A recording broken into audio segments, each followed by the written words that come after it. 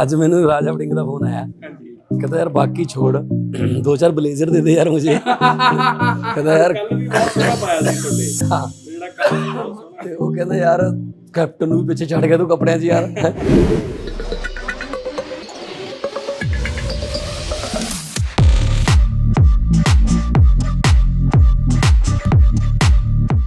ਜਿਸ ਵੇਲੇ ਪਾਰਲੀਮੈਂਟ 'ਚ ਬੋਲਣ ਵਾਸਤੇ ਖੜਾ ਹੁੰਦਾ ਬੀਜੇਪੀ ਵਾਲੇ ਹੈੱਡਫੋਨ ਲਾ ਲੈਂਦੇ ਨੇ ਕਿ ਕੁਛ ਨਾ ਕੁਛ ਹੁਣ ਹੋਊਗਾ, ਠੀਕ ਹੈ, ਨਹੀਂ ਕਹੂਗਾ ਉਹ ਮੈਨੂੰ ਸਾਰੇ ਮੈਨੂੰ ਭੰਡਣ ਤੇ ਲੱਗ ਜਾਂਦੇ ਨੇ। आप दिल्ली को तानाशाही तरीके से लाट साहब के डंडे से चलाना चाहते हो, बिल्कुल गैर संवैधानिक है, बिल्कुल संविधान की हत्या है, ये लोकतंत्र की हत्या है।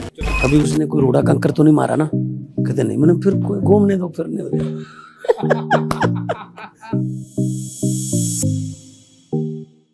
तो एक जब मुलाकात हुई तो एक ये संबंध तो तुरंत बना कि इनकी भी नीयत अच्छी है, मेरी भी नीयत अच्छी है, तो रास्ता दूर तक जाएगा। जोड़ियां ਦਾ ਮੁਕਾਬਲਾ ਹੁਣ ਇੱਕ ਜੋੜੀ ਹੈ ਅਰਵਿੰਦ ਕੇਜਰੀਵਾਲ ਤੇ ਭਗਵੰਤ ਮਾਨ ਦੀ, ਇੱਕ ਦੂਜੇ ਨੂੰ ਛੋਟੇ ਵੱਡੇ ਭਾਈ ਮੰਨਦੇ ਆ, ਪਿਆਰ ਮੁਹੱਬਤ ਨਾਲ ਰਹਿੰਦੇ ਆ। ਅਸੀਂ ਸਾਰੇ ਮਤਲਬ ਏਜਮੇਟ ਆ, ਲਗਭਗ 45 46 47 48 ਇਸ ਗਰੁੱਪ ਹੈ। ਸੋ ਸਾਡੇ 'ਚ ਕੋਈ ਐ ਇੱਕ ਦੂਜੇ ਦੇ ਬੌਸ ਵਾਲਾ ਨਹੀਂ ਆਉਂਦਾ।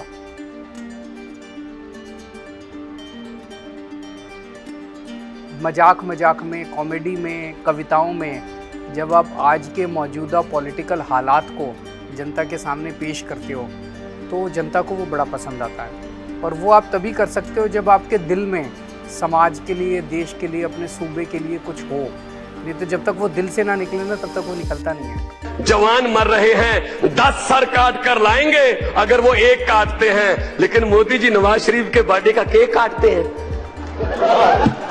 ये इनका अच्छा खासा कैरियर चल रहा था, क्या जरूरत थी इनको अपना लाखों रुपए कमाते थे, आज बेचारे को किराए के घर में रहना पड़ रहा है। अगर ये कॉमेडी में रहते तो आज पता नहीं कितने करोड़ रुपए कमा चुके होते।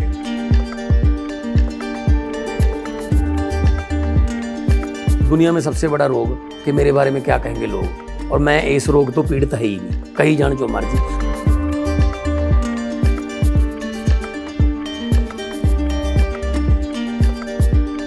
कभी आपने सुना इन्होंने रेता चोरों के साथ सेटिंग करी है? कभी आपने सुना ये पीडब्ल्यूडी वालों के साथ इन्होंने ठेके, एमपी है इनका, एमपी लेड फंड है, एमपी लेड फंड में से बांध लेते कि 10% इधर और बाकी तुम्हारा। एक नए पैसे का आरोप नहीं है।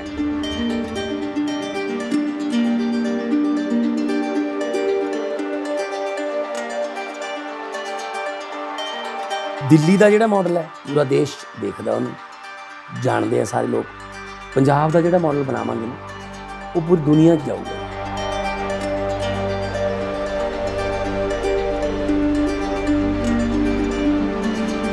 ਦੂਜੇ ਲੀਡਰਾਂ ਵਾਂਗੂ ਤੂੰ ਕਹਿ ਕੇ ਵੀ ਨਹੀਂ ਬੁਲਾਉਂਦੇ ਕਿਸੇ ਨੂੰ, ਮੈਂ ਵੀ ਨਹੀਂ ਕਰਦੇ। ਅਸੀਂ ਤੁਸੀਂ ਵਾਲੇ ਹਾਂ ਤੇ ਆਪ ਅਸੀਂ ਛੋਟੇ ਹਾਂ। ਸੋ ਜੇ ਇੱਜ਼ਤ ਕਰਾਉਣੀ ਹੈ ਤਾਂ ਇੱਜ਼ਤ ਕਰਨੀ ਵੀ ਚਾਹੀਦੀ।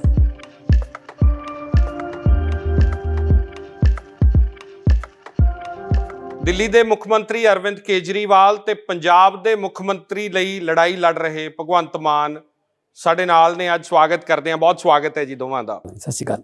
ਅਰਵਿੰਦ ਜੀ, ਮਾਨ ਸਾਹਿਬ ਨਾਲ ਪਹਿਲੀ ਮੁਲਾਕਾਤ ਯਾਦ ਹੈ? ਕਦੋਂ ਮਿਲੇ ਮਾਨ ਸਾਹਿਬ ਤੁਹਾਨੂੰ? ਮੈਂ ਇਹਨਾਂ ਨੂੰ ਜਿਹੜਾ ਤੁਹਾਡਾ ਉੱਥੇ ਵਾਲਾ ਘਰ ਸੀ ਜੀ, ਤਿਲਕ ਮਾਰਗ ਵਾਲਾ ਘਰ, ਮੈਂ ਉੱਥੇ ਇਹਨਾਂ ਨੂੰ ਪਹਿਲੀ ਵਾਰ ਮਿਲਿਆ ਸੀਗਾ। ਵੈਸੇ ਇਹਨਾਂ ਨੂੰ ਸ਼ਾਇਦ ਨਾ ਯਾਦ ਹੋਵੇ, ਮੈਂ ਅੰਨਾ ਅੰਦੋਲਨ ਦੇ ਵਿੱਚ ਉਦੋਂ ਮੈਂ PPP ਸੀਗਾ। ਗਏ ਸੀ ਤੁਸੀਂ ਉੱਥੇ? ਇੱਕ ਬੱਸ ਭਰ ਕੇ ਪੀਲੀਆਂ ਪੱਗਾਂ ਬੰਨ੍ਹ ਕੇ ਅਬੇ ਸੰਧੂ ਜੀ ਜਿਹੜੇ ਸ਼ਹੀਦ ਭਗਤ ਸਿੰਘ ਦੇ ਭਤੀਜਾ ਸੀ, ਅਵਿਤੇਜ ਉਹਨਾਂ ਦਾ ਬੇਟਾ, ਅਸੀਂ ਇੱਕ ਪੂਰੀ ਬੱਸ ਭਰ ਕੇ 52 ਜਣਿਆਂ ਦੀ ਪੀਲੀਆਂ ਪੱਗਾਂ ਬੰਨ੍ਹ ਕੇ ਇੰਡੀਆ ਗੇਟ ਤੋਂ ਅਸੀਂ ਰਾਮਲੀਲਾ ਗਰਾਊਂਡ ਤੱਕ ਤੁਰ ਕੇ ਗਏ। ਫਿਰ ਮੈਂ ਉੱਥੇ ਬੋਲ ਕੇ ਵੀ ਆਇਆ ਸੀਗਾ। ਉਦੋਂ ਉਦੋਂ ਉੱਥੇ ਸਟੇਜ ਦੇ ਪ੍ਰਬੰਧਕਾਂ ਸੀ, ਕੁਮਾਰ ਮੇਰਾ ਦੋਸਤ ਸੀ। ਕੁਮਾਰ ਪੁਰਾਣੇ ਜਾਣਦੇ ਸੀ ਤੁਸੀਂ? ਹਾਂ ਜੀ। ਅਰਵਿੰਦ ਜੀ ਨੂੰ ਉਦੋਂ ਪਹਿਲਾਂ ਜਾਣਦੇ ਸੀ ਤੁਸੀਂ? ਨਹੀਂ, ਮੈਂ ਪਹਿਲਾਂ ਨਹੀਂ ਜਾਣਦਾ। ਤੁਸੀਂ ਵੀ ਨਹੀਂ ਮਿਲੇ ਕਦੇ ਭਗਵੰਤ ਜੀ? मार्ग पे पहली मुलाकात हुई थी। ਕਦੇ ਤੁਹਾਨੂੰ ਪਤਾ ਸੀ ਵੀ ਪੰਜਾਬ 'ਚ ਇੱਕ ਕਾਮੇਡੀਅਨ ਹੈ, ਸਟਾਇਰਿਸਟ ਨੇ, ਭਗਵੰਤ ਮਾਨ ਹੈ, ਜਾਂ ਤੁਹਾਡਾ ਕਦੇ ਧਿਆਨ ਹੀ ਨਹੀਂ ਰਿਹਾ? नहीं, पहले मेरा ध्यान नहीं था। ਤਾਂ ਤੁਹਾਡੀ ਤਾਜ਼ਾ ਮੈਮਰੀ ਕੀ ਹੋਈ ਫਿਰ ਜਦੋਂ ਪਹਿਲੀ ਵਾਰੀ ਨੋਟਿਸ ਕੀਤਾ ਕਿ ਯਾਰ ਇਹ ਬੰਦਾ ਕੱਲ ਨੂੰ ਸਾਡੇ ਨਾਲ ਵੱਡਾ ਸਿਆਸਤਦਾਨ ਬਣ ਸਕਦਾ? देखो जी, ये जिस तरह की कविताएं करते थे और जिस तरह का पॉलिटिकल सटायर करते थे, केवल कॉमेडी नहीं थी, पॉलिटिकल सटायर होता था जो जनता को सबसे ज़्यादा पसंद आता था। और कि मजाक मजाक में, कॉमेडी में, कविताओं में जब आप आज के मौजूदा पॉलिटिकल हालात को जनता के सामने पेश करते हो तो जनता को वो बड़ा पसंद आता है। और वो आप तभी कर सकते हो जब आपके दिल में समाज के लिए, देश के लिए, अपने सूबे के लिए कुछ हो। नहीं तो जब तक वो दिल से ना निकले ना, तब तक वो निकलता नहीं है। तो एक जब मुलाकात हुई तो एक ये संबंध तो तुरंत बना कि इनकी भी नीयत अच्छी है, मेरी भी नीयत अच्छी है, तो रास्ता दूर तक जाएगा। ਤੁਸੀਂ ਕਦੇ ਸੁਣਾਇਆ ਜੀ ਇਹਨਾਂ ਨੂੰ ਕੁਲਫੀ ਗਰਮਾ ਗਰਮ ਵਾਲਾ ਦੌਰ ਰਿਹਾ ਕਿ ਕਿਵੇਂ ਪੋਲੀਟੀਕਲ ਸਟਾਇਰ ਦੇ ਤੌਰ ਤੇ ਤੰਜ਼ ਵੀ ਕੱਸ ਜਾਣਾ, ਮਖੌਲ ਵੀ ਕਰ ਜਾਣਾ ਤੇ ਵੱਡੀ ਗੱਲ ਵੀ ਕਹਿ ਜਾਣੀ? ਹਾਂਜੀ ਹਾਂਜੀ, ਅਸੀਂ ਦੇਖੋ ਸਾਡਾ ਜਿਹੜਾ ਮਾਹੌਲ ਹੈ, ਮਨੀਸ਼ ਜੀ ਹੋ ਗਏ, ਅਰਵਿੰਦ ਜੀ ਹੋ ਗਏ, ਤੇ ਜਿੰਨੇ ਵੀ ਸੰਜੇ ਸਿੰਘ ਜੀ ਹੋ ਗਏ, ਗੋਪਾਲ ਜੀ ਹੋ ਗਏ, ਅਸੀਂ ਸਾਰੇ ਮਤਲਬ ਏਜਮੇਟ ਆ ਲਗਭਗ 45 46 47 48 ਇਸ ਗਰੁੱਪ ਹੈ। ਸੋ ਸਾਡੇ 'ਚ ਕੋਈ ਐ ਇੱਕ ਦੂਜੇ ਦੇ ਬੌਸ ਵਾਲਾ ਨਹੀਂ ਆਉਂਦਾ। ਅਰਵਿੰਦ ਜੀ ਨਾਲ ਵੀ ਨਹੀਂ? बहुत फ्रेंडली बॉस नहीं है जी, तुसी strict नहीं होंगे? दोस्त आप देखो जरा जब हम लोग एक साथ होते हैं। हाँ, जोक सुनाते रहने आ, पॉलिटिकल स्टायर सुनाते रहने एक दूजे नाल। हाँ, जदों कोई PAC ਦੀ ਮੀਟਿੰਗ ਹੈ ਜਾਂ ਕੋਈ ਸੀਰੀਅਸ ਡਿਸਕਸ਼ਨ ਹੈ ਤਾਂ ਫਿਰ ਡੈਕੋਰਮ ਹੁੰਦਾ ਉੱਥੇ, ਉਹ ਡੈਕੋਰਮ, ਉਹ ਡਿਸਪਲਿਨ ਰੱਖਣਾ ਪੈਂਦਾ ਉਹ ਤਾਂ। ਪਰ ਜਿਵੇਂ ਬਾਕੀ ਪਾਰਟੀਆਂ ਦੇ ਪ੍ਰਧਾਨ ਨੇ ਕਹਿੰਦੇ ਉੱਥੇ ਇੱਕ ਨਾ ਸਪੇਸ ਨਹੀਂ ਹੈਗੀ ਕਿ ਉਹ ਗੱਲਬਾਤ ਕਰ ਸਕਣ। ऐसा नहीं है हमारे यहाँ। ਨਹੀਂ, ਅਸੀਂ ਇੱਥੇ ਦੂਜੇ ਲੀਡਰਾਂ ਵਾਂਗੂ ਤੂੰ ਕਹਿ ਕੇ ਵੀ ਨਹੀਂ ਬੁਲਾਉਂਦੇ ਕਿਸੇ ਨੂੰ, ਮੈਂ ਵੀ ਨਹੀਂ ਕਰਦੇ। ਅਸੀਂ ਤੁਸੀਂ ਵਾਲੇ ਆ ਤੇ ਆਪ ਅਸੀਂ ਛੋਟੇ ਆ। ਸੋ ਜੇ ਇੱਜ਼ਤ ਕਰਾਉਣੀ ਹੈ ਤਾਂ ਇੱਜ਼ਤ ਕਰਨੀ ਵੀ ਚਾਹੀਦੀ। ਅਰਵਿੰਦ ਜੀ, ਪੰਜਾਬ ਦੀ ਤੁਹਾਡੀ ਅੰਡਰਸਟੈਂਡਿੰਗ ਕੀ ਹੈ ਜਦੋਂ ਤੁਸੀਂ ਸ਼ੁਰੂ ਚ ਆਏ ਔਰ ਅੱਜ ਜਦੋਂ ਇੰਨੇ ਸਾਲ ਬਾਅਦ ਦੁਬਾਰਾ ਆ ਰਹੇ ਹੋ? ਪੰਜਾਬ ਨੂੰ ਕਿਵੇਂ ਸਮਝਿਆ ਤੁਸੀਂ? देखो, मेरे को ये लगता है जी, पंजाब बहुत खूबसूरत सूबा है जिसको ऊपर वाले ने बहुत कुछ दिया है, सब कुछ दिया है ऊपर वाले ने। पंजाब को अच्छी मिट्टी दी है जिसमें अच्छी खेती होती है, पंजाब को नदियाँ दी है, पंजाब को मिनरल्स दिए हैं, जड़ी बूटियाँ दी है, सब कुछ दिया ऊपर वाले ने। पंजाब को खूबसूरत लोग दिए हैं, मेहनती लोग दिए हैं, शानदार लोग दिए हैं, देशभक्त लोग दिए हैं, संघर्षशील लोग दिए हैं, ईमानदार लोग दिए हैं ऊपर वाले ने। लेकिन पंजाब की सियासत खराब है। इस सियासत की वजह से आज पंजाब की सारी समस्याएं हैं। पंजाब में बेरोजगारी है, पंजाब में नशा है, पंजाब में अपराध है, पंजाब के बच्चे छोड़ छोड़ के बाहर जा रहे हैं, पंजाब में स्कूल खराब है, अस्पताल खराब है, सड़कें खराब है, बिजली नहीं आती। ये सारी समस्याएं क्यों हैं? क्योंकि सियासत खराब है। सियासत अच्छी हो जाए तो सब कुछ अच्छा हो सकता है। अब 26 साल लोगों ने कांग्रेस को दिए, 26 साल में कांग्रेस कुछ नहीं कर पाई। 19 साल बादल परिवार को दिए चलाने के लिए पंजाब, 19 साल बादल परिवार ने राज किया, वो कुछ नहीं कर पाए। अब उनको 5 साल देने से तो कोई फायदा नहीं ना। अब नई पार्टी आई है, नया चेहरा है, ईमानदार पार्टी है, एक मौका आम आदमी पार्टी को देके देख लो। ਪਰ ਫਰਕ ਕੀ ਹੈ? ਲੋਕ ਸਵਾਲ ਕਰ ਰਹੇ ਕਿ ਫ੍ਰੀਬੀਜ਼ ਦੀ ਰਾਜਨੀਤੀ ਫਿਰ ਹੋ ਰਹੀ ਹੈ, ਤੁਸੀਂ ਚੇਂਜ ਦੀ ਰਾਜਨੀਤੀ ਦੀ ਗੱਲ ਕਰਦੇ ਹੋ। ईमानदार राजनीति, अच्छी नीयत वाली राजनीति। आज आपके पास एक पार्टी है जिसके ऊपर आरोप लगता है कि वो रेता चोरी करते हैं, भ्रष्टाचार करते हैं, माफिया राज करते हैं, ट्रांसफर पोस्टिंग में पैसे कमाते हैं। एक पार्टी है जिस पे आरोप लगता है कि वो नशा बेचते हैं, और एक पार्टी है जो कि कट्टर ईमानदार पार्टी है। अब मैं आपसे पूछता हूं कि पंजाब के युवाओं का भविष्य, पंजाब के लोगों का भविष्य कहाँ अच्छा है? रेता चोर भविष्य बनाएंगे, नशा बेचने वाले बनाएंगे, कि ईमानदार पार्टी बनाएगी? आज पंजाब पे 3 लाख करोड़ का कर्जा है। अगर आपने रेता चोरों को वोट दे दिया तो ये 5 साल में 5 लाख करोड़ हो जाएगा। अगर आपने नशा बेचने वालों को दे दिया तो ये 5 साल में 6 लाख करोड़ का कर्जा हो जाएगा। और अगर आपने ईमानदार को वोट दे दिया तो ये 5 साल में 3 लाख करोड़ का कर्जा खत्म हो जाएगा। वादा करते हो तुसी?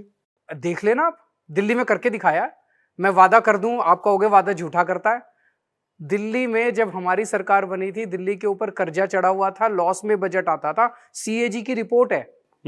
आज दिल्ली पे कोई कर्जा नहीं है और दिल्ली का बजट मुनाफे में आता है। ये CAG में ने लिखा है, 2019 की रिपोर्ट है। ਤੁਹਾਡੇ ਵਿਰੋਧ ਚ ਇਸ ਬਾਰੇ ਇੱਕ ਗੱਲ ਅਕਸਰ ਕਹੀ ਜਾਂਦੀ ਹੈ ਕਿ ਪੰਜਾਬ ਤੇ ਦਿੱਲੀ ਡਿਫਰੈਂਟ ਨੇ, ਪੰਜਾਬ ਐਗਰੀਕਲਚਰ ਸਟੇਟ ਹੈ, ਦਿੱਲੀ ਐਗਰੀਕਲਚਰ ਸਟੇਟ ਨਹੀਂ ਹੈ। ਇਸ ਨੂੰ ਸਮਝਣਾ ਕਿੰਨਾ ਕੁ ਜ਼ਰੂਰੀ ਹੈ ਮਾਨ ਸਾਹਿਬ? ਦੇਖੋ ਸਕੂਲ ਤਾਂ ਪੰਜਾਬ ਦੀ ਵੀ ਪ੍ਰੋਬਲਮ ਹੈ, ਦਿੱਲੀ ਦੀ ਵੀ ਪ੍ਰੋਬਲਮ ਸੀ। ਦਿੱਲੀ ਤਾਂ ਸੀ ਹੋ ਗਿਆ, ਉੱਥੇ ਹੋ ਗਏ ਸਕੂਲ ਠੀਕ, ਪੰਜਾਬ 'ਚ ਠੀਕ ਹੋਣੇ ਚਾਹੀਦੇ। ਕਰਪਸ਼ਨ ਪੰਜਾਬ ਦੀ ਵੀ ਪ੍ਰੋਬਲਮ ਹੈ, ਦਿੱਲੀ ਦੀ ਵੀ ਸੀ, ਉੱਥੇ ਇਹਨਾਂ ਨੇ ਠੀਕ ਕਰਤੇ। ਹਸਪਤਾਲ ਚੰਗਾ ਇਲਾਜ, ਪੰਜਾਬ ਦੀ ਪ੍ਰੋਬਲਮ ਹੈ। ਪੰਜਾਬ ਦੇ ਹਸਪਤਾਲਾਂ ਦੇ ਵਿੱਚ ਜਿਹੜੀਆਂ MRI ਐਕਸਰੇ ਵਾਲੀਆਂ ਮਸ਼ੀਨਾਂ ਨੇ ਉਹ 'ਚ ਕਬੂਤਰਾਂ ਦੇ ਆਲ੍ਹਣੇ ਨੇ। ਸਰਕਾਰੀ ਹਸਪਤਾਲ 'ਚ ਕੋਈ ਜਾਣ ਤੋਂ ਰਾਜੀ ਨਹੀਂ, ਵਿਸ਼ਵਾਸ ਉੱਠ ਗਿਆ, ਠੀਕ ਹੈ ਨਾ। ਤੇ ਦਿੱਲੀ ਦੇ ਵਿੱਚ ਜਿਹੜੇ ਵੱਡੇ ਵੱਡੇ ਜਿਹੜੇ 5 ਸਟਾਰ ਹਸਪੀਟਲ ਨੇ ਉਹਨਾਂ 'ਚੋਂ ਇਲਾਜ ਕਰਾਉਣ ਦੀ ਬਜਾਏ ਲੋਕ ਜੋ ਹੈ ਸਰਕਾਰੀ 'ਚ ਕਰਾਉਣ ਲੱਗ ਗਏ, ਕਿਉਂਕਿ ਵਿਸ਼ਵਾਸ ਬਣ ਗਿਆ। ਲਗਭਗ 7 ਸਾਲਾਂ 'ਚ 2.5 ਲੱਖ ਬੱਚਾ 7 साल नहीं, 1 साल में, पिछले साल में 2.5 लाख 1 साल में 2.5 लाख बच्चे, पिछले साल, अभी जो करंट ईयर है 2.5 लाख बच्चों ने प्राइवेट स्कूल से नाम कटा के सरकारी स्कूल में नाम लिखा, दाखला करवाया। ਹੁਣ और ਉਹਦੇ ਉੱਥੇ ਚ ਅਫਸਰਾਂ ਦੇ ਜਾਂ बड़े बड़े लोगों के, सुप्रीम कोर्ट के वकीलों के बच्चों ने अपना सरकारी स्कूल में नाम लिखवाया। ਔਰ ਉਹਦੇ ਹੁਣ ਦਿੱਲੀ ਦੇ ਵਿੱਚ ਜਿਹੜੀਆਂ ਸਿਫਾਰਿਸ਼ਾਂ ਆਉਂਦੀਆਂ ਨੇ ਉਹ ਪ੍ਰਾਈਵੇਟ ਸਕੂਲ 'ਚ ਐਡਮਿਸ਼ਨ ਕਰਾਉਣ ਦੀਆਂ ਨਹੀਂ ਆਉਂਦੀਆਂ, ਸਰਕਾਰੀ ਦੀ ਵੇਟਿੰਗ ਹੈ। ਜਿਵੇਂ ਚੰਡੀਗੜ੍ਹ 'ਚ ਹੈ, ਚੰਡੀਗੜ੍ਹ ਦੇ ਸਕੂਲ 'ਚ ਇਸੇ ਤਰ੍ਹਾਂ ਹੀ ਹੈ ਮੇਰੇ ਖਿਆਲ। ਹਾਂ ਦੇਖੋ ਕਿ ਉਹਦਾ ਤਾਂ ਪੰਜਾਬ ਸੇਮ ਪੰਜਾਬ ਨਾਲ, ਪੰਜਾਬ ਖੇਤੀ ਸੂਬਾ ਹੈ। ਇੱਥੇ ਜਦੋਂ ਖੇਤੀ ਠੀਕ ਕਰਤੀ ਨਾ ਤਾਂ ਦਿੱਲੀ ਪੰਜਾਬ ਤੋਂ ਸਿੱਖੂਗੀ ਵੀ। ਜਿਹੜੀਆਂ ਚੀਜ਼ਾਂ 'ਚ ਇਹ ਸੁਪਰ ਹਿੱਟ ਨੇ, ਐਕਸਪਰਟ ਨੇ, ਉਹ ਅਸੀਂ ਇਹਨਾਂ ਤੋਂ ਲਵਾਂਗੇ। ਜਿਹੜੀਆਂ ਚੀਜ਼ਾਂ ਅਸੀਂ ਠੀਕ ਕਰਾਂਗੇ ਉਹ ਦਿੱਲੀ ਨੂੰ ਦੱਸਾਂਗੇ। ਦਿੱਲੀ ਦਾ ਜਿਹੜਾ ਮਾਡਲ ਹੈ ਪੂਰਾ ਦੇਸ਼ ਦੇਖਦਾ, ਉਹਨੂੰ ਜਾਣਦੇ ਆ ਸਾਰੇ ਲੋਕ।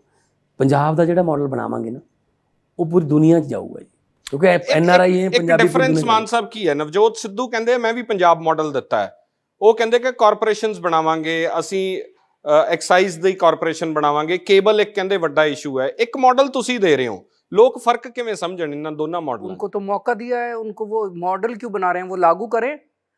अब मैं दिल्ली का मुख्यमंत्री, मेरी सरकार है, कल को मनीष सिसोदिया कहे मैंने दिल्ली का मॉडल बना लिया, तो लोग कहेंगे यार तेरी सरकार है, तू लागू कर, तू मॉडल क्यों बना रहा है? तो वो लागू करें, उनकी सरकार है, पिछले 5 साल से उनकी सरकार है, वो लागू क्यों नहीं करते अपने मॉडल को? 5 साल से नहीं सर, 10 साल 10 साल उधर भी तो रहे हैं, उधर भी तो रहे, उधर भी तो मतलब जब बीजेपी अकाली दल की सरकार थी तब भी सत्ता में थे सिद्धू साहब। 3 महीने पहले छोड़कर कांग्रेस में चले गए, तब भी 14.5 साल से वो सत्ता में है। और हर बार बना रहे हैं अभी भी, और हर बार कहते हैं, कल उस दिन राहुल गांधी जी आए, कह रहे हैं पंजाब में बदलाव की राजनीति आएगी। अरे किसको बदलाना है?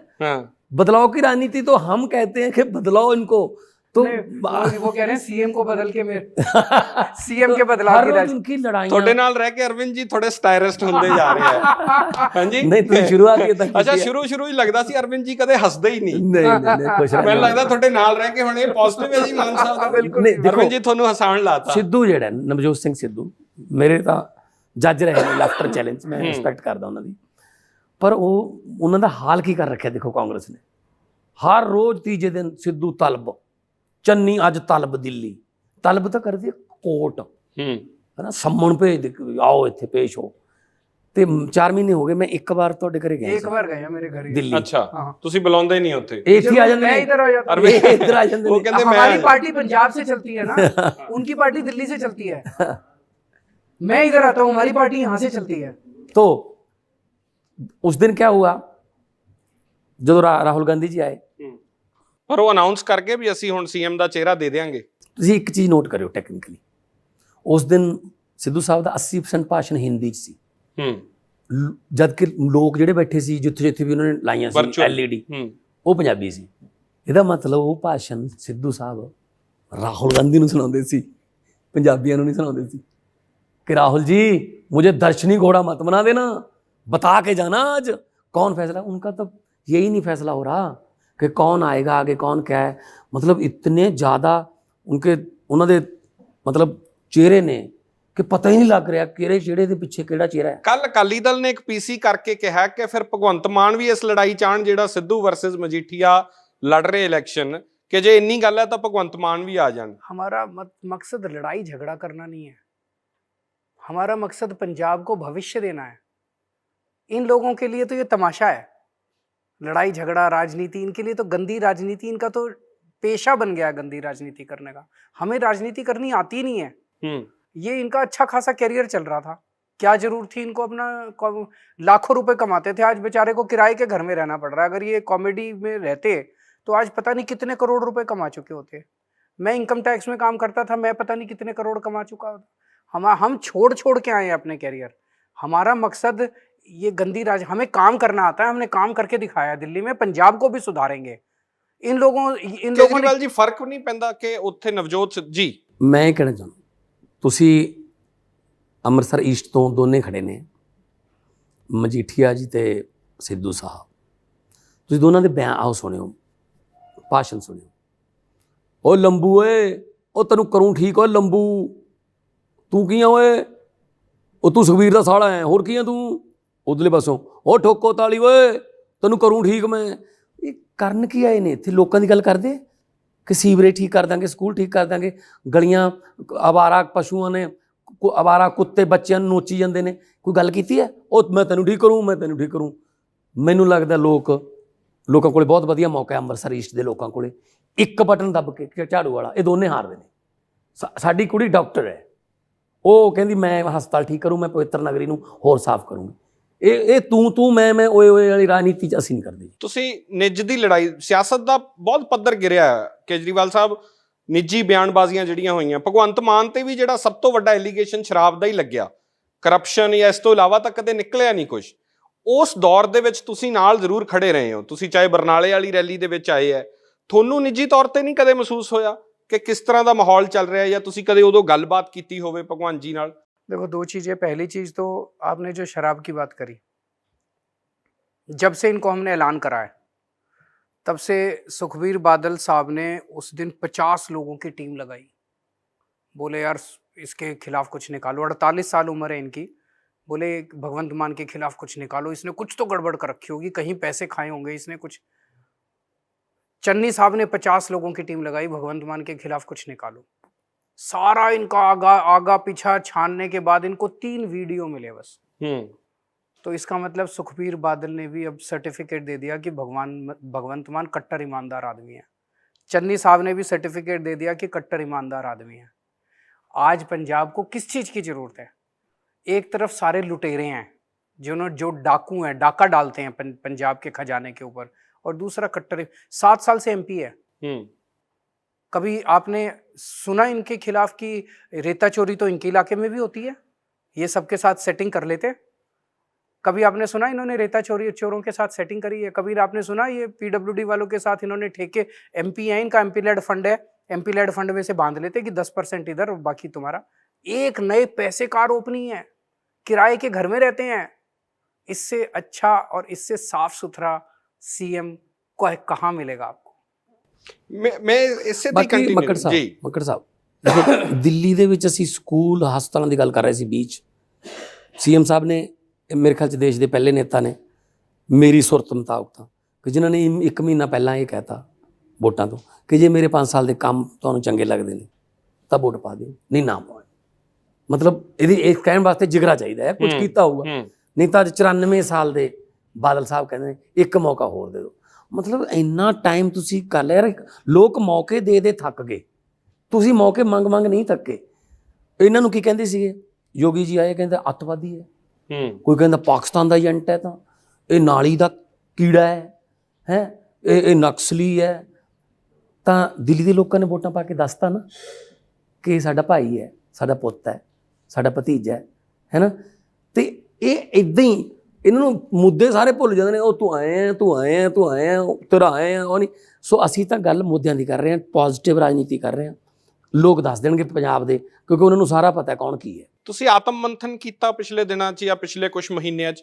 ਇੱਕ ਜਿਹੜੀ ਇਮੇਜ ਬਣਾਈ ਗਈ, ਚਾਹੇ ਉਹ ਸ਼ਰਾਬੀ ਵਾਲੀ ਹੋਵੇ, ਚਾਹੇ ਇੱਕ ਕਹਿ ਦਿੰਦੇ ਸੀ ਕਿ ਮਜ਼ਾਕੀਆ ਨੇ, ਤੁਸੀਂ ਸਿਰਫ ਮੁੱਦਿਆਂ ਤੇ ਸਟਿਕ ਰਹੇ ਹੋ, ਕਿਸਾਨ ਅੰਦੋਲਨ ਦੌਰਾਨ ਸੰਸਦ 'ਚ ਬੋਲਦੇ ਰਹੇ ਹੋ, ਕੀ ਇਹ ਸੈਲਫ ਤੁਹਾਡੀ ਉਹ ਵੀ ਸੀ, ਤੁਸੀਂ ਇਵੋਲਵ ਹੋਏ?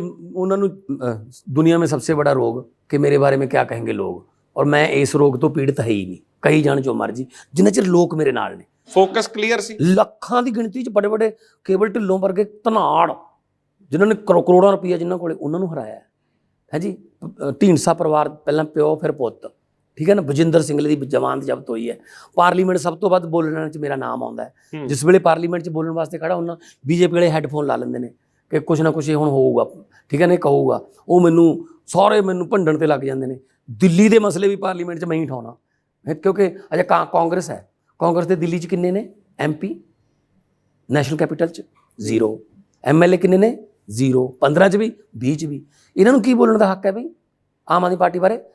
ਨਵਜੋਤ ਸਿੰਘ ਸਿੱਧੂ ਦਾ ਚੰਨੀ ਦਾ ਸਟਾਰ ਕੰਪੇਨਰਸ ਦੀ ਲਿਸਟ 'ਚ ਨਾਮ ਸੀ ਸਰ 20 ਦੇ ਵਿੱਚ, ਗਏ ਨਹੀਂ ਉੱਥੇ ਪ੍ਰਚਾਰ ਕਰਨ, ਕਾਰਨ ਪਤਾ ਸੀ ਕਿ 0 ਆਊਗੀ। ਇਹ ਹਾਰੇ ਹੋਏ ਘੋੜੇ ਤੇ ਦਾ ਨਹੀਂ ਲਾਉਂਦੇ। पंजाब दूसरा, इनको गाली देते हैं, मेरे को गाली देते हैं। चन्नी साहब ने चुन चुन के मेरे को गालियां दी हैं, सिद्धू साहब ने चुन चुन के मेरे को गालियां दी हैं, रोज गाली देते हैं। अभी आप ही बता रहे वो थे कहते कपड़े चंगे नहीं पाਉਂਦੇ केजरीवाल साहब, बयान आ गया सी। केजरीवाल काला है, केजरीवाल के कपड़े खराब हैं, मेरा कसूर क्या है, इनका कसूर क्या है? हम यही तो कह रहे हैं, हम पंजाब के, हम दोनों मिलकर पंजाब के स्कूल सुधारेंगे। हम यही तो कह रहे हैं, हम पंजाब के अस्पताल ठीक करेंगे। हम यही तो कह रहे हैं, पंजाब की बिजली ठीक करेंगे। हम यही तो कह रहे हैं, पंजाब की बिजली फ्री करेंगे, महिलाओं को 1000 रुपए देंगे। बताओ हमारा कसूर क्या है? बिजली फ्री किमें होगी केजरीवाल जी? दिल्ली में होगी। दिल्ली में 73% लोगों के बिजली के बिल 0 आते हैं, 0। ऑडिट करवाया ना कंपनियां दिल्ली 'ਚ, हालांकि प्राइवेट कंपनियां टाटा ਤੇ ਰਿਲਾयंस प्राइवेट कंपनियां दिल्ली अब आप बिजली पैदा नहीं करती, पर ऑडिट करवाया, सब कुछ निकलिਆ ਹੈ। ਪੰਜਾਬ ਇਸੇ ਲਾਈਨ ਤੇ ਜਾ ਸਕਦਾ। ਇੱਕ ਹੋਰ ਵੀ ਗੱਲ, ਇੱਕ ਹੋਰ ਜਿਹੜੇ ਥਰਮਲ ਨੇ ਬੰਦ ਕਰ ਦਿਓਗੇ। ਅਸੀਂ ਤਾਂ ਬਿਜਲੀ ਪੈਦਾ ਕਰਦੇ ਹਾਂ ਬਾਈ, ਸਾਡੇ ਕੋਲ ਤਾਂ ਡੈਮ ਨੇ, ਅਸੀਂ ਕਿਉਂ ਵੀ ਇੰਨੀ ਮਹਿੰਗੀ ਲਈ?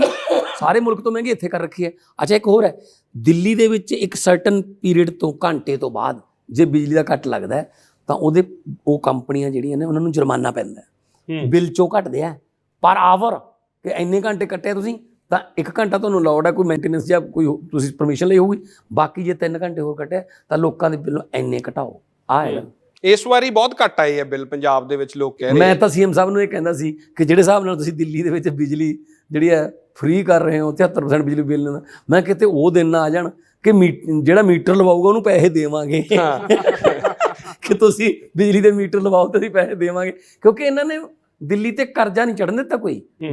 ਦਿੱਲੀ ਦਾ ਬਜਟ 26000 ਕਰੋੜ ਤੋਂ 69000 ਕਰੋੜ ਤੇ ਲੈ ਗਏ, 2.5 ਗੁਣਾ ਵਧਾਤਾ। ਦੇਸ਼ ਦਾ ਪਹਿਲਾ ਸੂਬਾ ਹੋਊਗਾ ਜਿਹੜਾ ਮੁਨਾਫੇ ਚੱਲ ਰਿਹਾ। ਬਿਲਕੁਲ ਕੈਗ ਨੇ ਦੱਸਿਆ ਇਹ। ਕੁਝ ਚੀਜ਼ਾਂ ਤੇ ਮੈਂ ਓਪੀਨੀਅਨ ਚਾਹਨਾ। ਸਿੱਧੂ ਸਾਹਿਬ ਨਾਲ ਮੈਂ ਇੰਟਰਵਿਊ ਕੀਤਾ, ਉਹ ਕਹਿੰਦੇ ਮੈਂ ਪੰਜਾਬ ਨੂੰ ਟੋਲ ਫ੍ਰੀ ਕਰ ਦੂੰਗਾ, ਕੋਈ ਟੋਲ। कब? ਜਦੋਂ ਕਹਿੰਦੇ ਅਗਲੀ ਵਾਰ ਆਵਾਂਗੇ ਅਸੀਂ। ਅਗਲੀ ਵਾਰ इस बार क्यों नहीं? ਕਿਉਂ 5 ਸਾਲ ਕਿਉਂ ਨਹੀਂ ਕੀਤਾ? इस बार क्यों नहीं किया? ਕਹਿੰਦੇ ਮੇਰੇ ਹੱਥ 'ਚ ਤਾਕਤਾਂ ਨਹੀਂ ਰਹੀਆਂ। तो वो तो फिर हम क्या करें? मतलब जनता ने आपको, आपके हाई कमांड ने आपको ਬਿਜਲੀ ਮੰਤਰੀ ਦਾ ਉਹਨੂੰ ਅਹੁਦਾ ਦਿੰਦੇ ਸੀ, ਉਹ ਲਿਆ ਨਹੀਂ। ਕਿਉਂ ਨਹੀਂ ਲਿਆ? ਫਿਰ ਬਿਜਲੀ ਮੰਤਰੀ ਬਣ ਕੇ ਦਿੱਲੀ ਦੀ ਤਰਜ਼ ਤੇ ਬਿਜਲੀ ਸਸਤੀ ਕਰ ਦਿੰਦੇ। करके दिखाते। ਨਾ ਜੀ, ਕਿ ਬਿਜਲੀ ਮੰਤਰੀ ਨਹੀਂ ਬਣਦਾ, ਮੈਂ ਤਾਂ ਮੁੱਖ ਮੰਤਰੀ ਬਣਨਾ। 5 ਸਾਲ ਇਹ ਰਿਹਾ ਕਾਂਗਰਸ ਤੇ ਅਕਾਲੀ ਦਲ ਦੋਹੇ ਬਿਜਲੀ ਦੇ ਉੱਤੇ ਕਿ ਤੁਸੀਂ ਐਗਰੀਮੈਂਟ ਕਰਤੇ, ਅਸੀਂ ਰੱਦ ਕਰ ਦਿਆਂਗੇ। ਤੁਹਾਡਾ ਹੁਣ ਸਟੈਂਡ ਕੀ ਹੈ ਜੇ ਤੁਹਾਡੀ ਸਰਕਾਰ ਆ ਜਾਂਦੀ ਹੈ? ਤੁਸੀਂ ਕਹਿ ਰਹੇ ਹੋ ਕਿ ਸਾਨੂੰ ਪੂਰੀ ਉਮੀਦ ਹੈ ਕਿ ਜਿਹੜੇ ਐਗਰੀਮੈਂट्स ਹੋਏ ਉਹਨਾਂ ਦਾ ਕੀ ਕਰੋਗੇ ਤੁਸੀਂ? देखो जी, बहुत सारी चीजें करनी पड़ेंगी।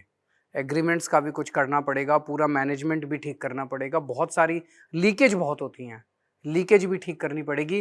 अभी मैं आपको कोई रेडीमेड फॉर्मूला नहीं दे सकता। हर राज्य का बिजली बोर्ड और हर राज्य की बिजली सप्लाई अलग अलग सिस्टम है। मैं आपको बस ये कह सकता हूँ कि दिल्ली में हमने करके दिखाया, हमें करना आता है और हमारी नीयत है करने के। पंजाब में भी कर देंगे। ਮਾਨ ਸਾਹਿਬ ਤੇ ਤੁਹਾਨੂੰ और एक और बात है, पूरी दुनिया में ये केवल हमें ही करना आता है और किसी को नहीं आता ये फार्मूला। ਤੁਹਾਡਾ ਇੱਕ ਬੜਾ ਮਸ਼ਹੂਰ ਹੈ ਕਿ ਤੁਸੀਂ ਕਹੇ ਇੱਕ 300 ਕਰੋੜ 'ਚ ਪੁਲ बनना सी, ਅਸੀਂ 200 ਕਰੋੜ 'ਚ ਬਣਾਤਾ। एक नहीं 15 पुल ऐसे बनाए हैं, मैं आपको फिगर भेज दूंगा। शुरू इससे हुआ था, वजीरपुर का पुल 325 करोड़ का बनना था, हमने 200 करोड़ में बना दिया वो वाला। फिर उसके बाद एक के बाद एक पीडब्ल्यूडी में इतने पैसे बचाए हमने, हर डिपार्टमेंट दुसिब में इतने पैसे बचाए हमने, हर काम में पैसे बचाते गए हम लोग। उसी से एक तो करप्शन नहीं, लीकेज कम हो गई, और दूसरा जितना खर्चा हो रहा था उसमें से पैसे बचाते गए। तो हमें अचानक लगने लगा यार पैसा तो बहुत है, पैसे की तो कमी नहीं है। ਇੱਕ ਐਗਜ਼ਾਮਪਲ ਮੈਂ ਦਿੰਦਾ ਜੀ। ਸੰਗਰੂਰ ਜ਼ਿਲ੍ਹੇ ਦੇ ਇੱਕ ਪਿੰਡ ਦੇ ਵਿੱਚ ਇੱਕ ਪੁਲ ਦੀ ਮੰਗ ਕੀਤੀ ਮੈਥੋਂ। ਛੋਟਾ ਜਿਹਾ ਸੂਆ ਸੀਗਾ, 4-5 ਫੁੱਟ ਦਾ, ਹੁਣ 6 ਫੁੱਟ ਦਾ। ਹੁਣ ਕਹਿੰਦੇ ਜੀ ਪੁਲ ਬਣਾ ਦਿਓ, ਨਹੀਂ ਸਾਨੂੰ ਉੱਤੋਂ ਦੀ ਆਉਣਾ ਪੈਂਦਾ। ਮੈਂ ਕਿਹਾ ਠੀਕ ਹੈ। ਮੈਂ ਡਿਪਟੀ ਕਮਿਸ਼ਨਰ ਨੂੰ ਕਿਹਾ ਜੀ ਐਸਟੀਮੇਟ ਲਾਓ, ਮੈਂ ਐਮਪੀ ਲੈਟ 'ਚੋਂ ਪੈਸੇ ਦੇ ਦੂੰਗਾ। ਤੇ ਕਹਿੰਦੇ ਠੀਕ ਹੈ ਜੀ। ਅਗਲੇ ਦਿਨ ਨੂੰ ਐਸਟੀਮੇਟ ਆ ਗਿਆ 1 ਕਰੋੜ 80 ਲੱਖ ਦਾ। ਮੈਂ ਕਿਹਾ 5 ਕਰੋੜ ਤਾਂ ਸਾਲ ਦਾ ਮਿਲਦਾ, ਮੈਂ 2 ਕਰੋੜ ਲਗਭਗ ਇੱਕ ਪੁਲ ਤੇ ਲਾ ਦੂੰਗਾ। ਇੱਕ ਮੇਰਾ ਦੋਸਤ ਹੈ, ਇੰਜੀਨੀਅਰ ਹੈ ਉਹ, ਤੇ ਉਹ ਮੇਰੇ ਨਾਲ, ਮੈਂ ਤਾਂ ਜੂਨੀਅਰ ਹੁੰਦਾ ਸੀ ਉਸ ਕੋਲ। ਉਹ ਕਹਿੰਦੇ ਮੈਥੋਂ ਕਰਾ ਲਿਆ ਕਰੋ ਇਹੋ ਜਿਹਾ ਕੁਛ। ਅਸੀਂ ਉਹਨੂੰ ਭੇਜਤਾ ਕਿ ਉਹਦਾ ਐਸਟੀਮੇਟ ਲਾ ਕੇ। ਐਸਟੀਮੇਟ ਲਾਇਆ ਤੇ ਅਸੀਂ ਪੁਲ ਬਣਾਤਾ। ਉਹ ਕਿੰਨੇ 'ਚ? 6 ਲੱਖ ਰੁਪਏ 'ਚ। 6 ਲੱਖ ਰੁਪਏ 'ਚ 1 ਕਰੋੜ 80 ਲੱਖ ਤੇ 6 ਲੱਖ ਕਿੱਥੇ ਜਾਂਦਾ ਉਹ ਪੈਸਾ? ਮੈਂ ਲੋਕਾਂ ਦੇ ਪੈਸੇ ਨੂੰ ਵੀ ਆਪਦਾ ਪੈਸਾ ਸਮਝ ਕੇ, ਜਿਵੇਂ ਆਪਾਂ ਖਰਚਦੇ ਆ ਨਾ, ਦੁਕਾਨਦਾਰ ਨਾਲ ਬਹਿਸ ਕਰਦੇ ਆ ਕਿ ਠੀਕ ਲਾ ਲਾ ਯਾਰ, ਆਪ ਕੋਲ ਖੜ ਕੇ ਜਾ ਕੇ ਤੁਸੀਂ ਨਹੀਂ ਬਣ ਗਿਆ ਪੁਲ ਬਣਾਤਾ, ਮੈਂ ਅਸੀਂ ਪੁਲ ਬਣਾਤਾ, ਚੱਲਦਾ ਉਹ। ਤਾਂ ਕਾਰਨ ਕੀ ਹੈ? ਲੋਕਾਂ ਦੇ ਪੈਸੇ ਨੂੰ ਵੀ ਆਪਦਾ ਪੈਸਾ ਸਮਝਦੇ। ਇਹ ਨਹੀਂ ਹੈਗਾ ਕਿ ਪਬਲਿਕ ਦਾ ਪੈਸਾ ਇੱਧਰ ਸੁੱਟ ਦੋ ਇੱਧਰ ਸੁੱਟ ਦੋ। ਨੋ, ਮੈਂ 1-1 ਰੁਪਏ ਦਾ ਹਿਸਾਬ ਲੈਣਾ। ਔਰ ਹੋਰ ਦੇਖੋ, ਮੈਂ 26 ਕਰੋੜ 61 ਲੱਖ ਰੁਪਏ ਦਾ ਹਿਸਾਬ ਦਿੱਤਾ ਸੀਗਾ 2019 ਚ, ਮਿਲਦਾ 25 ਕਰੋੜ ਹੈ। ਉਹ ਬਾਕੀ ਪੈਸਾ ਕਿੱਥੋਂ ਆਇਆ? 1 ਕਰੋੜ ਰੁਪਏ ਦੇ ਲਗਭਗ 1 ਕਰੋੜ 1 ਲੱਖ, ਠੀਕ ਹੈ ਨਾ, ਵਿਆਜ ਆਇਆ ਉਸ ਪੈਸੇ ਦਾ। ਕਿਉਂਕਿ ਜਦੋਂ ਛੋਟੇ ਛੋਟੇ ਕੋਈ ਇਲੈਕਸ਼ਨ ਆ ਗਈ, ਸਰਪੰਚੀ ਦੀ, MC ਦੀ, ਕੋਡ ਲੱਗ ਜਾਂਦਾ, ਇਲੈਕਸ਼ਨ ਕੋਡ, ਗ੍ਰਾਂਟ ਨਹੀਂ ਦੇ ਸਕਦੇ, ਪਰ ਪੈਸਾ ਪਿਆ ਹੈ ਬੈਂਕ 'ਚ, ਉਹਦਾ ਵਿਆਜ ਆਉਂਦਾ। ਮੈਂ ਕਿਹਾ ਜੇ 25 ਕਰੋੜ ਜਨਤਾ ਦਾ ਤਾਂ 1 ਕਰੋੜ 1 ਲੱਖ ਇਹਦਾ ਵਿਆਜ ਹੈ ਜਿਹੜਾ, ਉਹ ਵੀ ਜਨਤਾ ਦਾ। ਉਹ ਹੋ ਗਿਆ 60 ਲੱਖ ਰੁਪਏ ਪੁਰਾਣਾ ਬਜਿੰਦਰ ਸਿੰਘਲਾ ਜਿਹੜੇ ਛੱਡ ਕੇ ਗਏ ਸੀਗੇ, ਉਹ ਸੀਗਾ। ਖਾਤਾ ਨਹੀਂ ਕਦੇ ਕੁਛ? ਨੋ ਜੀ, ਖਾਦਾ ਕੀ, ਸਾਡੇ ਤਾਂ ਪੱਲਿਓਂ ਲੱਗਦੇ ਨੇ, ਲੋੜ ਨਹੀਂ ਪਈ। ਯਾਰਾਂ ਦੋਸਤਾਂ ਤੋਂ ਉਧਾਰ ਲੈ ਲਈਦਾ। ਕਿਰਾਏ ਤੇ ਰਹਿੰਦੇ ਹੋ ਤੁਸੀਂ, ਕੋਈ ਕੋਠੀ ਮਕਾਨ ਪਾ ਲਓ, ਕੋਈ मर्सिडीज ले लो। ਹੋਰ ਦੱਸ ਦੇਣਾ, पंजाब में तो एक MLA अगर बन जाए 5 साल के लिए, उसकी कम से कम 3 कोठियां तो बन जाती है, 3 गाड़ियां आ जाती है। इसने ना गाड़ी खरीदी ना इसने कोठी खरीदी, ਹੋਰ ਦੱਸ ਦੇਣਾ ਨਵੀਂ ਗੱਲ, किराए के मकान पे रहता है। ਕੋਈ ਸ਼ੌਕ ਨਹੀਂ ਹੈਗਾ ਉਹ ਤੁਹਾਡਾ? ਨਵੀਂ ਗੱਲ ਦੱਸ ਦੇਣਾ ਮੱਕੜ ਸਾਹਿਬ, 2012 ਚ ਭਰਿਆ ਫਾਰਮ ਲਹਿਰੇ ਤੋਂ, ਜਿੰਨੀ ਮੈਂ ਕਾਮੇਡੀ ਮੇਰੇ ਕਰੀਅਰ ਚ ਕਮਾਈ ਸੀ ਮੈਂ ਦੱਸਤੀ। 2014 ਚ ਭਰਿਆ ਤਾਂ 12 ਨਾਲੋਂ ਪ੍ਰਾਪਰਟੀ ਘਟ ਗਈ, ਕਿਉਂਕਿ ਇਹਨਾਂ ਨੇ ਮੇਰੇ ਸੀਰੀਅਸ ਹੁਲ ਬੰਦ ਕਰਤੇ, ਸੁਖਬੀਰ ਬਾਦਲ ਨੇ ਚੱਲਣ ਨਹੀਂ ਦਿੱਤੇ। 2014 ਜਿੱਤ ਗਿਆ, 2017 ਜਲਾਲਾਬਾਦ ਤੋਂ ਲੜਿਆ 14 ਨਾਲੋਂ ਘਟ ਗਈ, ਹਾਲਾਂਕਿ ਜਿੱਤ ਗਿਆ ਸੀ। 2019 ਚ ਲੜਿਆ ਤਾਂ 17 ਨਾਲੋਂ ਘਟ ਗਈ। ਤੇ ਅੱਜ ਤੁਹਾਡੇ ਵਾਲੇ ਚੈਨਲ ਤੇ ਪਹਿਲੀ ਵਾਰ ਦੱਸਣ ਲੱਗਿਆ, ਅੱਜ ਕਾਗਜ਼ ਭਰ ਕੇ ਆਇਆ ਸਰ, 19 ਨਾਲੋਂ 14 ਲੱਖ ਰੁਪਇਆ ਘਟ ਗਈ ਇਸ ਵਾਰ। ਸਾਡੀ ਜਿੱਤ ਕੇ ਵੀ ਲਾ ਰਹੇ ਹੋ ਪੈਸਾ, ਸਾਡੀ ਜਿੱਤ ਕੇ ਵੀ ਘਟੀ ਜਾਂਦੀ ਹੈ, ਇਹਨਾਂ ਦੀ ਹਾਰ ਕੇ ਵੀ ਕਈ ਗੁਣਾ ਵਧੀ ਜਾਂਦੀ ਹੈ। ਇੱਥੇ ਜਾਂਦਾ ਖਜ਼ਾਨਾ ਤਾਂ ਚੜਦਾ ਕਰ। ਤੁਸੀਂ ਪੁੱਛਿਆ ਨਹੀਂ ਕਦੇ, ਆ ਜਿਹੜੇ ਰੇਤੇ ਵਾਲੇ ਜਾ ਰਹੇ ਆ, ਲੀਕੇਜ ਹੋ ਰਹੀ ਹੈ, ਤੁਸੀਂ ਕਦੇ ਪੁੱਛ ਲਿਆ ਕਰੋ ਕੇਜਰੀਵਾਲ ਸਾਹਿਬ? ਕਿਉਂ ਅਸੀਂ ਉਹਨਾਂ ਨਾਲ ਗੱਲ ਕਰੀਏ? ਸਾਡੇ ਦਿਲ 'ਚ ਤਾਂ ਪੰਜਾਬ ਵੱਸਦਾ ਹੈ। आज एक आदमी ने बड़ी इंटरेस्टिंग बात पूछी, उसने कहा जी आप जो पंजाब के 3-4 सबसे बड़े बड़े नेता हैं, उनको बस ये पूछ लो कि आपकी टोटल जायदाद कितनी है। कहता है इन्होंने इतना कमा लिया, इतना, इनको भी हिसाब नहीं, खुद नहीं पता ना, इतना इनकी प्रॉपर्टी चारों तरफ दुनिया के अंदर है, इनको भी हिसाब नहीं है। पर कहते हैं, ये 3 ब्यूरोक्रेसी- लाख करोड़ रुपए का जो कर्जा है ये वहां जाता है। ਅਰਵਿੰਦ ਜੀ, ਬਿਊਰੋਕ੍ਰੇਸੀ ਤੇ ਬਹੁਤ ਸਵਾਲ ਹੈ। ਹਾਲਾਂਕਿ ਲੋਕ ਬੋਲਦੇ ਨਹੀਂ ਹੈ, ਲੌਬਿੰਗ ਹੁੰਦੀ ਹੈ, ਉਹਨਾਂ ਦਾ ਇੱਕਾ ਹੋ ਜਾਂਦਾ ਹੈ। ਕਹਿੰਦੇ ਕਿ ਪੋਲੀਟੀਸ਼ੀਅਨ ਤਾਂ ਖਾ ਰਿਹਾ, ਬਿਊਰੋਕ੍ਰੇਸੀ ਬਹੁਤ ਖਾ ਰਹੀ ਹੈ। और ब्यूरोक्रेसी तब खाती है जब पॉलिटिशियन चोर होता है। दिल्ली के अंदर आज क्योंकि मुख्यमंत्री ईमानदार है, क्योंकि कैबिनेट पूरी ईमानदार है, MLA को खाने नहीं देते, तो अफसर भी हम चुन चुन के ऐसे लगाते हैं ना, इंपॉर्टेंट पोजीशन पे जो मलाई वाली पोस्ट होती हैं उन पे हम ऐसे लगाते हैं जो ईमानदार अफसर होते हैं, जो बेईमान होते हैं उनको खुड्डे लाइन कर देते हैं। तो ऊपर से नीचे तक सारे सिस्टम में ये सिग्नल चला जाता है कि भाई अब ये ईमानदार है। ਦਿੱਲੀ 'ਚ ਫਰਕ ਪਿਆ ਇਸ ਗੱਲ ਦਾ? ਬਿਊਰੋਕਰੇਸੀ ਦੀ ਬਹੁਤ ਅੱਛੀਆਂ ਤਨਖਾਹਾਂ ਨੇ, ਬੜੇ ਅੱਛੇ ਉਹਨੂੰ ਫੈਸਿਲਿਟੀਜ਼ ਨੇ। ਤੁਸੀਂ ਕਿਤੇ ਵੀ ਦੇਖੋਗੇ, ਸੰਗਰੂਰ 'ਚ ਜਿਹੜਾ ਡਿਪਟੀ ਕਮਿਸ਼ਨਰ ਦਾ ਘਰ ਹੈ, ਉਹਦੇ 'ਚੋਂ ਉਹਨੇ ਇੱਕ ਏਕੜ ਕਣਕ ਵੀ ਬੀਜੀ ਹੋਈ ਹੈ, ਐਡਾ ਵੱਡਾ ਘਰ ਹੈ ਨਾ, ਸਭ ਕੁਝ ਹੈ। ਪਰ ਜਦੋਂ ਪੋਲੀਟੀਸ਼ੀਅਨ ਮੰਗਦਾ ਉਹ ਤੋਂ ਹਿੱਸਾ, ਕਿ DC ਲੱਗਣ ਦੇ ਇੰਨੇ ਪੈਸੇ ਦੇ, SSP ਲੱਗਣ ਦੇ, SSP ਲੈ, ਉਦੋਂ ਉਹਨਾਂ ਨੂੰ ਉਹਨਾਂ ਵਾਸਤੇ ਬੇਈਮਾਨ ਹੋਣਾ ਪੈਂਦਾ। ਉਹ ਖੁਦ ਬਹੁਤ ਘੱਟ ਬੇਈਮਾਨ ਨੇ। ਜੇ ਉੱਪਰੋਂ ਠੀਕ ਹੋ ਜੇ ਨਾ ਕੰਮ, ਤਾਂ ਥੱਲੇ ਤੱਕ ਇਮਾਨਦਾਰੀ ਜਾਊਗੀ। ਤੁਹਾਡੀ ਪੰਜਾਬ 'ਚ ਸਰਕਾਰ ਨਹੀਂ ਸੀ, ਪਰ ਤੁਸੀਂ MP ਸੀ, SSP ਤੁਹਾਡੀ ਗੱਲ ਸੁਣਦਾ ਸੀ? ਮੈਂ ਕਿਹਾ ਜੀ 3 SSP ਨੇ ਮੇਰੇ ਕੋਲੇ, ਬਰਨਾਲਾ, ਮਲੇਰਕੋਟਲਾ ਜ਼ਿਲ੍ਹਾ ਬਣ ਗਿਆ ਤੇ ਸੰਗਰੂਰ। ਇੱਕ ਗੱਲ ਵੀ ਨਹੀਂ, ਮੈਂ ਚੰਗੇ ਵਧੀਆ ਤੇ ਜਿੰਨੇ ਵੀ SSP ਆਏ ਨੇ, ਮੈਂ ਉਹਨਾਂ ਨੂੰ ਕਦੇ ਗਲਤ ਕੰਮ ਵਾਸਤੇ ਫੋਨ ਕੀਤਾ ਹੀ ਨਹੀਂ। ਮੈਂ ਕਿਸੇ ਤੇ ਨਜਾਇਜ਼ ਪਰਚਾ ਨਹੀਂ ਪਵਾਇਆ, ਮੈਂ ਕਿਸੇ ਗਲਤ ਅਪਰਾਧੀ ਨੂੰ ਜਾਂ ਕਿਸੇ ਨੂੰ ਥਾਣੇ 'ਚੋਂ ਛਡਾਇਆ ਨਹੀਂ। ਫਿਰ ਉਹਨੂੰ ਪਤਾ ਲੱਗ ਗਿਆ ਭਗਵੰਤ ਮਾਨ ਜਦੋਂ ਵੀ ਸਿਫਾਰਿਸ਼ ਕਰਦਾ ਹੈ, ਇਹ ਅਫਸਰਾਂ ਨੂੰ ਔਕਵਰਡ ਪੋਜੀਸ਼ਨ 'ਚ ਨਹੀਂ ਪਾਉਂਦਾ। ਮੇਰੀ ਗੱਲ ਸਭ ਤੋਂ ਵੱਧ ਮੰਨਦੇ ਨੇ ਉਹ, ਕਿਉਂਕਿ ਮੈਂ ਕਿਸੇ ਖੱਡ 'ਚ ਹਿੱਸਾ ਨਹੀਂ ਪਾਇਆ, ਮੈਂ ਕਿਸੇ ਬੱਸਾਂ 'ਚ ਹਿੱਸਾ ਨਹੀਂ ਪਾਇਆ। ਹਾਂ, ਹਿੱਸਾ ਜੇ ਮੈਂ ਪਾਇਆ ਤਾਂ ਪੰਜਾਬ ਦੇ ਲੋਕਾਂ ਦੇ ਦੁੱਖਾਂ ਦਰਦਾਂ 'ਚ ਪਾਇਆ। ਆਬਜ਼ਰਵੇਸ਼ਨ ਨਸ਼ੇ ਨੂੰ ਲੈ ਕੇ ਕੀ ਹੈ ਤੁਹਾਡੀ? ਇੱਕ ਹਿੱਸਾ ਪੰਜਾਬ ਦਾ ਇਹ ਵੀ ਕਹਿੰਦਾ ਇੰਨਾ ਨਸ਼ਾ ਨਹੀਂ ਹੈ, ਸਿਰਫ ਪ੍ਰੋਪੋਗੰਡਾ ਰਿਹਾ। ਰਾਹੁਲ ਗਾਂਧੀ ਨੇ 14 ਚ ਆ ਕੇ ਕਿਹਾ ਸੀ 70% ਪੰਜਾਬੀ ਨਸ਼ੇੜੀ ਨੇ। ਅੱਜ ਤੁਹਾਨੂੰ ਜਦੋਂ ਪੰਜਾਬ ਚ ਆਉਂਦੇ ਹੋ, ਰੋਜ਼ ਮਿਲਦੇ ਹੋ, ਤੁਹਾਡੀ ਆਬਜ਼ਰਵੇਸ਼ਨ ਕੀ ਹੈ? राहुल गांधी से पूछो, अब कम कर दिया उसने नशा? नशा तो आज भी बहुत है। गुटखा साहब की कसम खाई थी सर, गुटखा साहब की कसम खाई थी कि हम नशा 1 महीने में खत्म कर देंगे।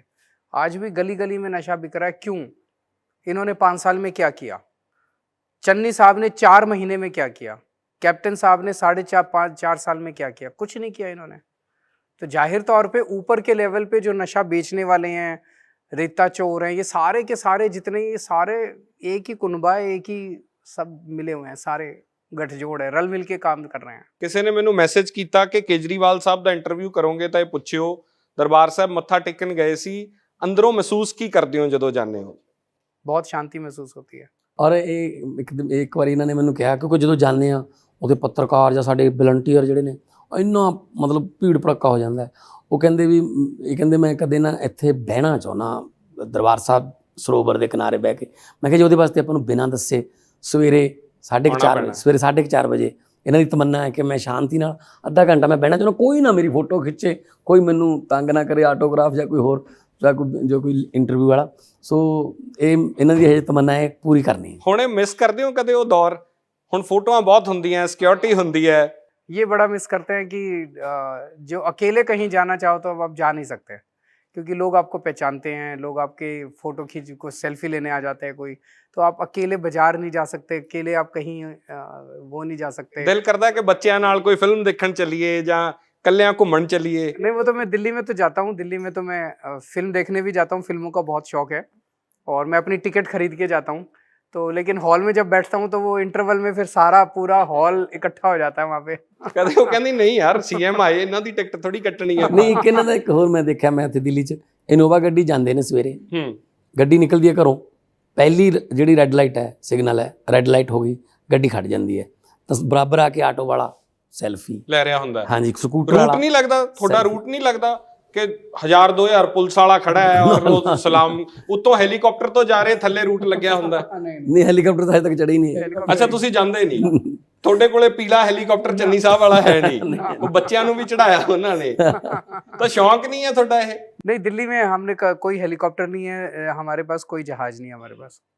ਇਹ ਇਸ ਕਰਕੇ ਕਿ ਤੁਸੀਂ ਸਰਕਾਰੀ ਖਰਚੇ ਤੇ ਭਾਰ ਨਹੀਂ ਪਾਉਣਾ ਚਾਹੁੰਦੇ, ਜਾਂ ਤੁਹਾਡਾ शौक ही मैं नहीं है? आपको उदाहरण देता हूँ। जैसे दिल्ली में हमने महिलाओं का सफर फ्री करा, कि महिलाएं किसी भी बस में जाएगी, बस चढ़ जाओ बस पे, आपको कोई टिकट लेने की जरूरत नहीं है, कुछ नहीं है, सब फ्री है महिलाओं का। टोटल खर्चा 150 करोड़ रुपए आया। उसी दौरान मैंने अखबार में पढ़ा कि गुजरात के सीएम ने अपने लिए नया जहाज खरीदा, हेलीकॉप्टर था या जहाज था, 190 करोड़ का। तो लोग मेरे से पूछते हैं कि आप ये फ्री फ्री फ्री क्यों देते हो? तो जितने पैसे में उन्होंने अपने लिए 190 करोड़ में अपने लिए जहाज खरीदा, उतने में मैंने अपनी दिल्ली की सारी माँ बहनों के लिए उनका सफर फ्री कर दिया। ਤੁਹਾਨੂੰ ਦੇਖ ਕੇ ਪੰਜਾਬ 'ਚ ਵੀ ਹੋ ਗਿਆ ਫਿਰ? ਕੈਪਟਨ ਸਾਹਿਬ ਨੇ ਕਰਤਾ? नहीं, कैप्टन साहब ने तो केवल सरकारी बसों का किया, प्राइवेट का नहीं किया। ਤੁਹਾਡੇ ਤੁਸੀਂ ਪ੍ਰਾਈਵੇਟ ਦਾ ਵੀ ਕਰਤਾ? सबका करेंगे। अभी मेरे को पता चला यहाँ ज्यादा तो उनकी वही बसें चलती हैं, प्राइवेट। सरकारी बसें नहीं सर, सरकारी भी एसी हो तो उसमें नहीं फ्री, उसमें नहीं है फ्री। ਇੱਕ ਤੁਹਾਡੇ ਤੇ ਬੱਸਾਂ ਦੀ ਤੁਸੀਂ ਗੱਲ ਕੀਤੀ, ਆਖਰੀ ਸਵਾਲ ਹੈ। ਦੋਸ਼ ਹੈ ਕਿ ਕੇਜਰੀਵਾਲ ਸਾਹਿਬ ਪੰਜਾਬ ਦੀਆਂ ਬੱਸਾਂ ਨੂੰ 에ਅਰਪੋਰਟ ਤੇ ਨਹੀਂ ਜਾਣ ਦਿੰਦੇ। हाँ, वो गलत है। दो तरह की बसें हैं, एक बसें हैं सरकारी बसें, तो सुप्रीम कोर्ट का ऑर्डर है और कानून है कि एक राज्य की बस जब दूसरे राज्य में जाती है तो वो जगह जगह से सवारी नहीं उठा सकती, उसको सीधे बस अड्डे जाना है, बस अड्डे से सवारी लेनी है और वापस आना है। तो पंजाब सरकार की जितनी बसें हैं वो सीधे बस अड्डे जाती हैं, ISBT दिल्ली में, हरियाणा की, यूपी की वहाँ जाती है और वहाँ से अपने अपने राज्य में वापस आ जाती हैं। जो बादलों की बसें हैं वो एयरपोर्ट तक जाती हैं। वो एयरपोर्ट जो जाती हैं वो इलीगल जाती हैं, वो गलत जाती हैं, गैर कानूनी जाती हैं। तो जब जब हमें पता चला, हमने बादलों की कई बसें जब्त की हैं। लेकिन मेरा अब कांग्रेस की सरकार से प्रश्न है कि जब वो दिल्ली में एंटर करती हैं बसें, तो वो दिल्ली में 20 किलोमीटर चलती हैं, पंजाब में वो 200 किलोमीटर चलती हैं और सवारियां उठा उठा के और वो वहां लेके जाती हैं। कि कांग्रेस की सरकार बादलों की बसों को पंजाब में क्यों नहीं जब्त करती, उनको दिल्ली में एंटर क्यों करने देती है? अगली बार आप जब उनका इंटरव्यू लोगे तो आप उनसे मैं पूछूंगा। अरविंद जी, मुकाबला हुण किहदे नाल है? अकाली दल नाल है, कांग्रेस नाल है? देखो, ये सारी पार्टियां पिछली बार भी एक साथ मिलकर लड़ी थी। अभी थोड़े दिन पहले सुखबीर बादल ने और गुजराल साहब ने इंटरव्यू में कहा कि बीजेपी ने अपने सारे वोट कांग्रेस को ट्रांसफर कराए थे पिछली बार। बोला ना इन्होंने, तो इसका मतलब तीनों पार्टियां रल मिलकर लड़ी थी, उनका एक ही मकसद था आम आदमी पार्टी को हराना। इस बार भी ये सारी पार्टियां मिलकर लड़ेंगी। तो मेरा जनता को यही कहना है कि केवल और केवल आम आदमी पार्टी पंजाब को भविष्य दे सकती है। एक कट्टर ईमानदार चेहरा आम आदमी पार्टी ने पंजाब को दिया है, एक मौका आप दो, इस बार इनके उसमें मत आना। अगर कोई आपको आके कहे कि उसको दे दो, सारे जने बस केवल और केवल एक बार झाड़ू का बटन दबा दें। ਕਿੰਨੀਆਂ ਸੀਟਾਂ ਲਿਜਾ ਰਹੇ ਹੋ ਜੀ? ਸੀਟਾਂ ਦੀ ਮੈਂ ਗਿਣਤੀ ਤਾਂ ਨਹੀਂ ਦੱਸ ਸਕਦਾ, ਪਰ ਮੈਨੂੰ ਇੰਨਾ ਪਤਾ 2/3 ਬਹੁਮਤ ਆਊਗਾ, ਲੋਕ ਇੱਕ ਪਾਸੇ ਵੋਟ ਸਟੇਬਲ ਪਾਉਣਗੇ। ਸਰਕਾਰ ਦਿਓਗੇ? ਪੂਰੀ ਮਜ਼ਬੂਤ ਸਰਕਾਰ ਆਊਗੀ। ਤੇ ਬਾਕੀ ਮੈਂ ਤੁਹਾਡੇ ਚੈਨਲ ਜਰੀਏ ਲੋਕਾਂ ਨੂੰ, ਪੰਜਾਬੀਆਂ ਨੂੰ ਕਹਿਣਾ ਚਾਹੁੰਦਾ, ਪੰਜਾਬ ਬਹੁਤ ਵਾਰੀ ਡਿੱਗਿਆ ਪਰ ਪੰਜਾਬ ਬਹੁਤ ਵਾਰੀ ਉੱਠਿਆ ਵੀ ਹੈ, ਠੀਕ ਹੈ ਨਾ। ਪੰਜਾਬ ਲੀਡ ਕਰਨਾ ਜਾਣਦਾ ਹੈ। ਆਜ਼ਾਦੀ ਦੇ ਸੰਘਰਸ਼ ਨੂੰ ਪੰਜਾਬ ਨੇ ਲੀਡ ਕੀਤਾ, ਆਜ਼ਾਦੀ ਪੂਰੇ ਮੁਲਕ ਨੂੰ ਮਿਲੀ। ਹਰੀ ਕ੍ਰਾਂਤੀ 'ਚ ਪੰਜਾਬ ਨੇ ਲੀਡ ਕੀਤਾ, ਦੇਸ਼ ਦਾ ਅਨਾਜ ਭੰਡਾਰ ਸਾਰੇ ਮੁਲਕ ਦੇ ਭਰੇ ਗਏ। ਕਿਸਾਨੀ 'ਚ ਪੰਜਾਬ ਨੇ ਲੀਡ ਕੀਤਾ, ਕਾਨੂੰਨ ਸਾਰੇ ਦੇਸ਼ ਵਾਸਤੇ ਵਾਪਸ ਹੋਏ। ਤੇ ਆ ਵੀ ਹੁਣ ਜਿਹੜਾ ਅਸੀਂ ਨਵੇਂ ਪੰਜਾਬ ਦੀ ਸਿਰਜਣਾ ਦੀ ਲੜਾਈ ਲੜ ਰਹੇ ਹਾਂ, ਇਹਨੂੰ ਪੰਜਾਬ ਲੀਡ ਕਰੂਗਾ। ਇਸ ਤੋਂ ਬਾਅਦ ਇਹ ਸਾਰਾ ਡਿਵੈਲਪਮੈਂਟ ਦੀ, ਵਿਕਾਸ ਦੀ, ਇਮਾਨਦਾਰੀ ਦੀ ਰਾਜਨੀਤੀ ਸਾਰੇ ਮੁਲਕ 'ਚ ਫੈਲੂਗੀ। ਆਖਰ ਦੇ ਵਿੱਚ ਮੈਂ ਸੁਰਜੀਤ ਪਾਤਰ ਸਾਹਿਬ ਦਾ ਸ਼ੇਅਰ ਕਹੂੰਗਾ ਪੰਜਾਬੀਆਂ ਨੂੰ ਕਿ ਕੀ ਹੋਇਆ ਜੇ ਪਤਝੜ ਆਈ, ਤੂੰ ਅਗਲੀ ਰੁੱਤ ਵਿੱਚ ਯਕੀਨ ਰੱਖੀ, ਮੈਂ ਲੱਭ ਕੇ ਲਿਆਉਣਾ ਕਿਤੋਂ ਕਲਮਾਂ, ਤੂੰ ਫੁੱਲਾਂ ਜੋਗੀ ਜ਼ਮੀਨ ਰੱਖੀ। ਫੁੱਲਾਂ ਜੋਗੀ ਜ਼ਮੀਨ ਰੱਖੋ, ਕਲਮੇ ਅਸੀਂ ਲੱਭ ਲਾਂਗੇ। ਦਸਤਾਰ ਪੀਲੀ ਹੀ ਰਹੂਗੀ? ਇਹ ਤਾਂ ਸ਼ਹੀਦ ਆਜ਼ਮ ਭਗਤ ਸਿੰਘ ਦੇ ਪੈਰਾਂ 'ਚ ਮੱਥਾ ਟੇਕ ਕੇ ਮੈਂ ਜਦੋਂ ਪਹਿਲੀ ਵਾਰ MP ਬਣਿਆ ਸੀ ਉਦੋਂ ਬਣੀ ਸੀ। ਬਹੁਤ ਧੰਨਵਾਦ ਅਰਵਿੰਦ ਕੇਜਰੀਵਾਲ ਸਾਹਿਬ, ਭਗਵੰਤ ਮਾਨ ਸਾਹਿਬ, ਔਰ ਦੁਬਾਰਾ ਤੁਹਾਨੂੰ ਜਲਦ ਕੋਸ਼ਿਸ਼ ਹੈ ਕਿ ਮਿਲਾਂਗੇ। ਫਿਲਹਾਲ ਇਸ ਪੇਸ਼ਕਸ਼ 'ਚ ਨਹੀਂ, ਇਜਾਜ਼ਤ ਦਿਓ। ਸ਼ੁਕਰੀਆ।